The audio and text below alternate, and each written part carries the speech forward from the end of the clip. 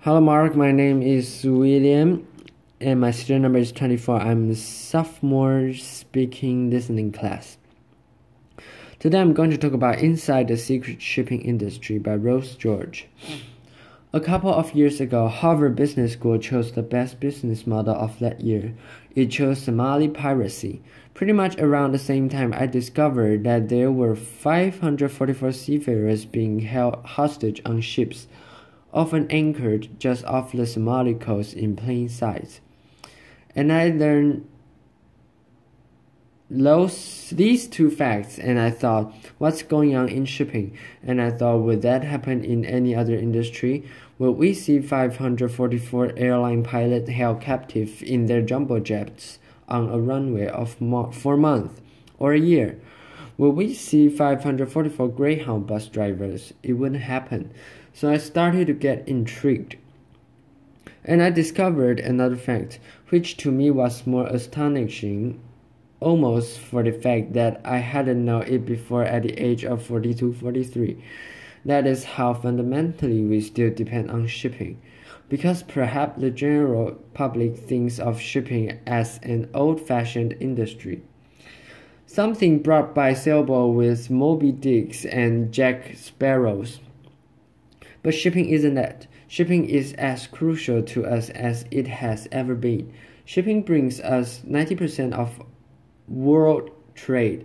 Shipping was quadruple in size since 1970. We are more dependent on it now than ever. And yet, for such an enormous industry, there are 100,000 working vessels on the sea. It's become pretty much. Now that sounds absurd in Singapore to say that, because here shipping is so present that you stuck a ship on top of a hotel, laughter. But elsewhere in the world, if you ask the general public what they know about shipping and how much trade is carried by sea, you will get essentially a blank face. You will ask someone on the street if they've heard Microsoft. I should think they'll say yes, because they'll know that they make software that goes on computers and occasionally works. But if you ask them if they have heard Maersk, I doubt you'll get the same response, even though Maersk, which is just one shipping company amongst many, have revenue pretty much on a par with Microsoft, 60.2 billion. Now, why is this? A few years ago, the first Sea Lord of the British Admiralty, he is called the first Sea Lord, although the Chief of the Army is not called the Landlord. He said that and he meant in the industrialized nation in the West, that we suffer from sea business. We are blind to the sea as the place of industry or of work. It's just something we fly over, a patch of blue on an airline map. Nothing to see, move along. So I wanted to open my own eyes to my own sea business. Blindness. So I ran away to sea. A couple of years ago, I took a passage on a Maersk Kendal, a mid-sized container ship carrying nearly 7,000 boxes, and I departed from Flexito on the south coast of England, and I ended up right here in Singapore 5 weeks later, considerably less jet-lagged than I am right now. And it was a revelation. We traveled through 5 seas, 2 oceans, 9 ports, and I learned a lot about shipping. And one of the first things that surprised me when I got on the board Kendal was, where are all the people? I have friends in the Navy who tell me they sail with 1,000 sailors at a time, but on Kendal there were only 21 crew. Now that's because shipping is very efficient. Containerization has made it very efficient. Ships have automation now. They can operate with small crews, but it also means that, in the words of a port chaplain I once met, The average seafarer you're going to find on a container ship is either tired or exhausted. Because the pace of modern shipping is quite punishing for that. For what the shipping cost is human element.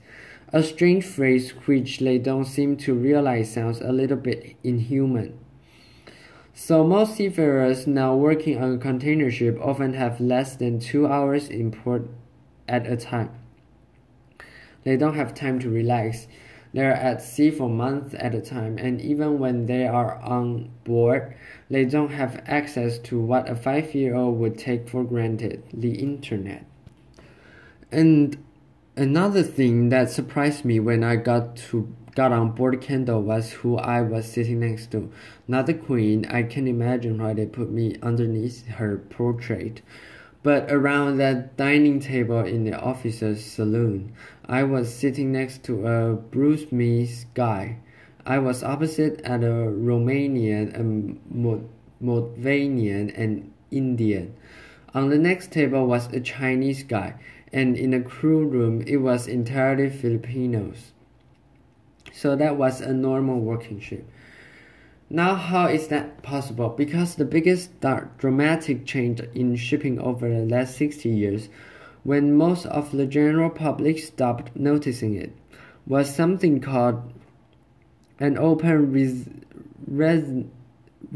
registry, or a flag of convenience. Ships can now fly the flag of any nation that provides a flag registry. You can get a flag from the landlocked nation of Bolivia or Mongolia or North Korea, though that's not very popular. Laughter. So we have this very multinational global mobile crews on ships, and that was a surprise to me. And when we got to pirate waters, down the Bab el-Mandeb Straits and into the Indian Ocean, the ship changed. And that was also shocking because suddenly I realized, as the captain said to me, that I had been crazy to choose to go through pirate waters on a container ship.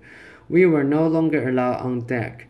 There were double pirate watches, and at that time there were those 544 seafarers being held hostage, and some of them were held hostage for years because of the nature of shipping and the flag of convenience.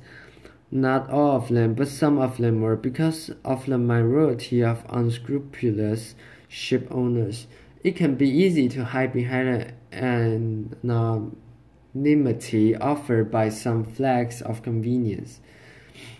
What else does our sea blindness mask? Well, if you go out to sea on a ship or on a cruise ship, you will look up to the funnel.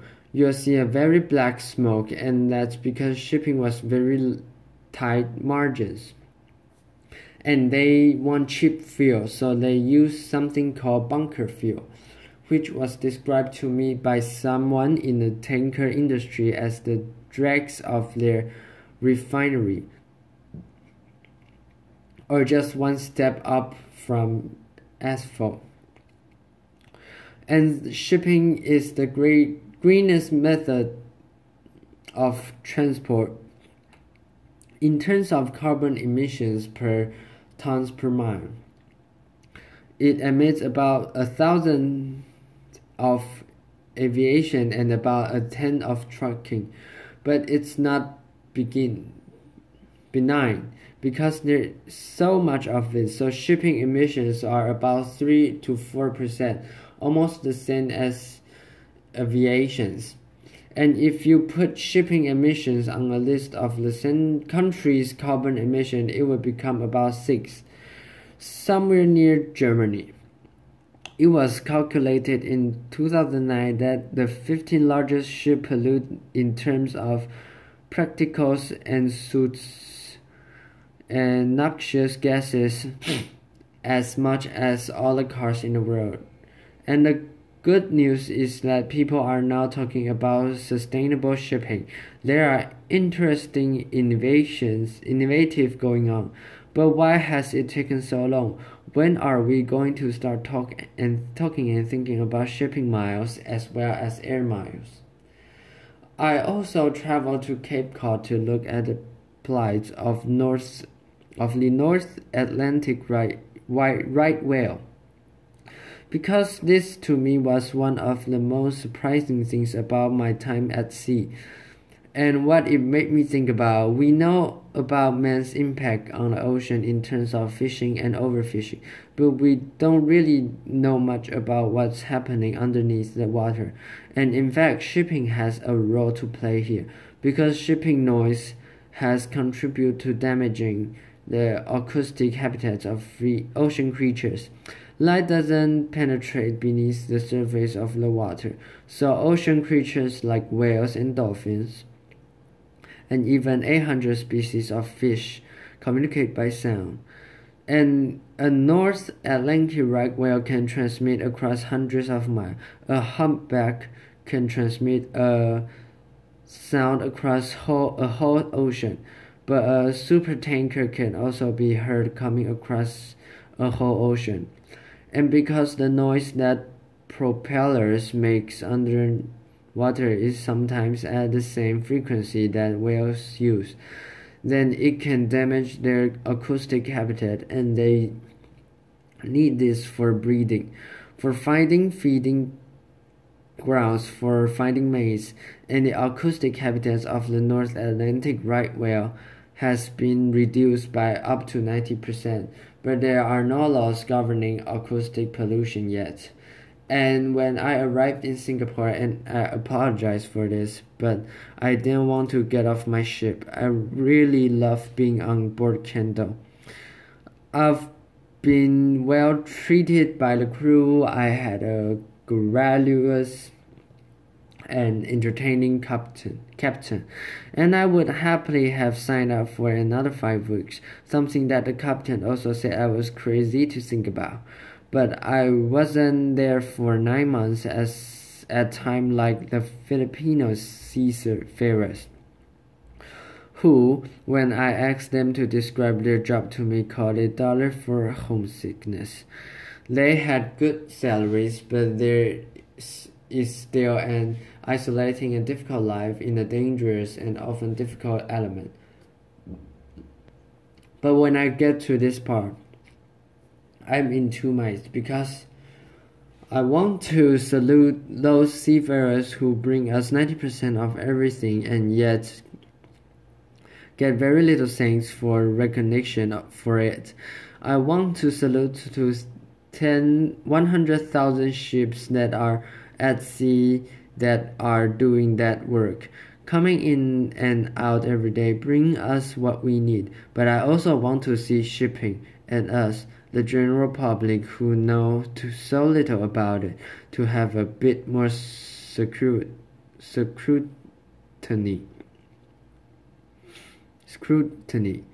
to be a bit more transparent, to have 90% transparency. Because I think we could all benefit from doing something very simple, which is learning to see the sea. Thank you. Applause.